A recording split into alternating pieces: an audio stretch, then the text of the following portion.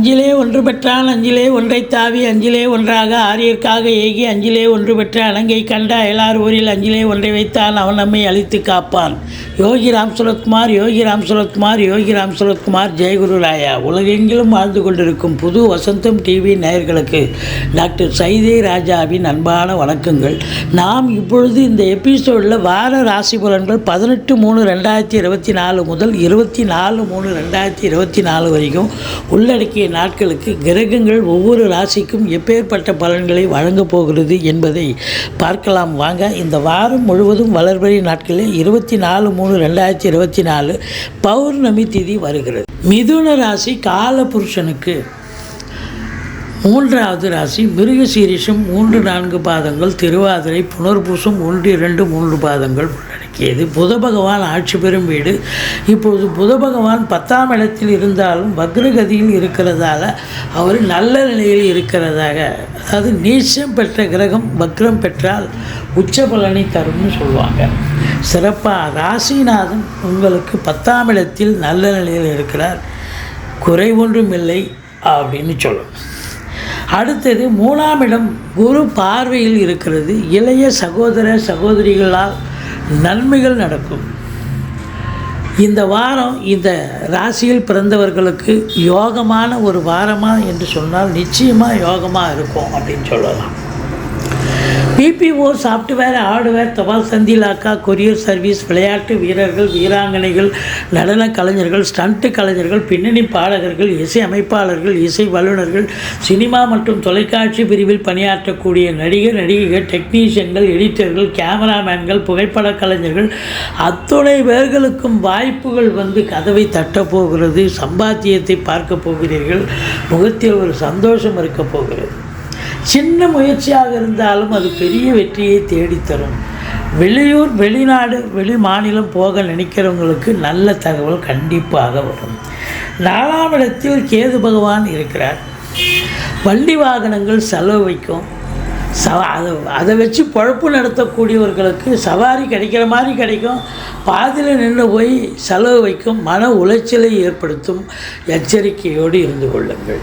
அடுத்து தாய்க்கு கூட தேக ஆரோக்கியத்தில் அக்கறை தேவை. மருத்துவமனைக்கு அழைத்து செல்ல நேரிடும். ஏன் வீட்டுக்கு மெயின்டெனன்ஸ் செலவுன்னு ஒன்று ஒதுக்கி வச்சுருப்பீங்க, அது ஒரு மாதத்துக்கு உண்டான செலவு, அது ஒரே வாரத்தில் காலி பண்ணக்கூடிய ஒரு நிலை ஏற்படும். திடீர்னு குழா உடஞ்சிரும், குழா பைப் வாங்கணும், செலவு பண்ணணும் அப்படின்ற மாதிரி ஆகிடும். இல்லை எலக்ட்ரிக் ஒயர் போயிடுச்சு, இல்லை ப்ளம்பிங் இது டோர் போயிடுச்சு, தாப்பால் போயிடுச்சு, டோர் ரிப்பேர் பண்ணணும், இப்படி ஏதாவது ஒரு வேலை, நிறைய வேலை இருக்கும் குடும்பத்தில். ஆனால் எது ரொம்ப முக்கியமோ அதை மட்டும் எடுத்து போட்டு செய்யுங்க. இல்லைன்னா ரெட்டிப்பு செலவாகும், உங்களுக்கு விழிப்புதுங்க வைத்து விடும். நீங்கள் மருத்துவமனைக்கு செல்ல நேரிடும். பிபி சுகர் என்கிற வாய்ப்புகள் இருக்கிறது. எச்சரிக்கையாக இருந்து கொள்ளுங்கள். பிள்ளையாரை வழிபாடு செய்யுங்க, ஏன்னா உங்கள் சுகஸ்தானம் கெடுகிறது. அடுத்தது 5ஆம் இடத்தை குரு பார்க்கிறார். சூப்பருங்க.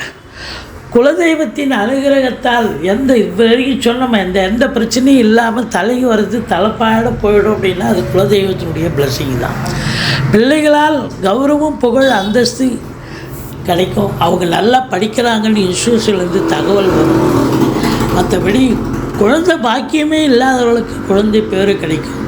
பூர்வீகத்திலிருந்து நல்ல தகவல் வரும். பூர்வீகத்தில் பார்த்திங்கன்னு சொன்னால் சொத்து பற்றி இது வரைக்கும் பிரிச்சிக்காத காலகட்டங்கள் இருக்கும்பொழுது தாராளமாக பூர்வீக சொத்தை நீங்கள் பிரிச்சுக்கிட்டால் நீங்கள் சந்தோஷமாக இருக்கக்கூடிய ஒரு வாரம். அடுத்தது 6ஆம் இடத்தை சனி பகவான் பார்க்கிறார். ருணரோக சத்ருஸ்தானம். எதிரிகளால் தொல்லை ஏற்படும்.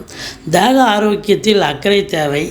அடுத்தது கடன் சுமை இருப்பவர்களுக்கு விழிப்புதுங்க வைத்துவிடும். எச்சரிக்கை. அடுத்தது 7ஆம் வீட்டை குரு பார்க்கிறார். திருமண வயதில் இருக்கும் இந்த மிதுன ராசியில் பிறந்த அன்பர்களுக்கு திருமணம் கைகூடி வரும்.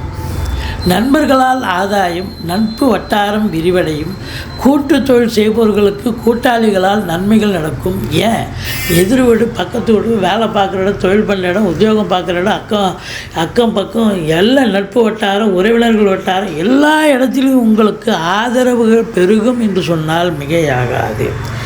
அடுத்தது 9ஆம் இடத்துல உங்களுக்கு பாருங்கள், செவ்வாய், சுக்கிரன், சனி 9ஆம் இடத்து அதிபதி 9ல், 5 குடையவன் 9ல், திரிகோணாதிபதிகள் ஒன்றா இருக்கிறது பெரிய விசேஷம், அற்புதமான ஒரு நிலை. அதுலேயும் 11ஆம் இடத்து அதிபதி 9ல் இருக்கிறார். அப்போது நல்ல ஒரு பொருளாதார சேர்க்கை ஏற்பட போகிறது. சிவனின் அருளால் உங்களுக்கு தொட்டதெல்லாம் தொடங்கப் போகிறது. லட்சுமி கடாட்சத்தை பெறப்போகிறீர்கள். அற்புதமான ஒரு நிலை. மற்றபடி பார்க்கும்போது தொழிலில், உத்தியோகத்தில் நீங்கள் நம்பி கடன் வாங்கி தொழிலில் போடுங்க, விரிவாக்கம் பண்ணுங்கள். தொழில் நல்ல விருத்தி அடைந்து இரட்டிப்பு வருமானம் வரும். உத்தியோகம் பார்க்குறவங்களுக்கு எந்த குறையும் இல்லாமல் சலுகைகள் கிடைக்கும். ப்ரமோஷன், இன்க்ரிமெண்ட், ட்ரான்ஸ்ஃபர், எதற்காக நீங்கள் காத்திருக்கிறீர்களோ அந்த அபிலாஷை நிறைவேறும். வெளிநாடு போகணும்னு நினைக்கிறவங்க தாராளமாக போங்க. உங்கள் ஜனனகால ஜாதகத்தை பார்த்துக்குங்க. வெளிநாடு போகிறதுக்கான தருணம் இதுவாக இருக்கும் பட்சத்தில் நீங்கள் நம்பி போகலாம், நல்லதே நடக்கும். உள்நாட்டு வாணிபம், வெளிநாட்டு வாணிபம், ஏற்றுமதி இறக்குமதியாளர்கள், ஷேர் மார்க்கெட்டில் இன்வெஸ்ட் பண்ணுறவங்க, ஸ்பெக்குலேஷன், ஆன்லைன் பிஸ்னஸ் எல்லோருக்குமே சிறப்பான காலகட்டம். 7ஆம் இடத்து அதிபதி 11ல் இருப்பதால் இந்த மிதுன ராசியில் பிறந்தவர்களுக்கு வாழ்க்கை துணை அல்லது மனைவியால் யோக பாக்கியங்கள். எப்படி அவங்க வேலை பார்க்குறவங்களா இருந்தால் வேலை பார்க்குற இடத்துல ப்ரமோஷன், இன்க்ரிமெண்ட் கிடைக்கும். அதில் ஒரு பண வருவாய், சந்தோஷம். இல்லை அவங்க பிறந்த வீட்டிலேருந்து லிக்விட் கேஷோ ஜுவல்ஸோ கொண்டு வரணும், அப்படி அதில் ஒரு அனுகூலம், ஆதாயம். இப்படி உங்களை பொறுத்தவரையிலையும் 11ஆம் இடத்தில் குரு இருப்பதால் இந்த ராசியில் பிறந்தவர்களுக்கு இந்த வாரம் சொந்த தொழில் பண்ணவங்களுக்கு ரெட்டிப்பு வருமானம், உத்தியோகத்தில் ஒரு நிம்மதியான ஒரு போக்கு, சந்தோஷமான ஒரு நிலை ஏற்படும். இந்த வாரம் நீங்கள் பிள்ளையாரை வழிபாடு செய்யுங்கள், துர்க்கையை போற்றுங்கள். வாழ்க்கை வளமோடும் நலமோடும் அமையும்.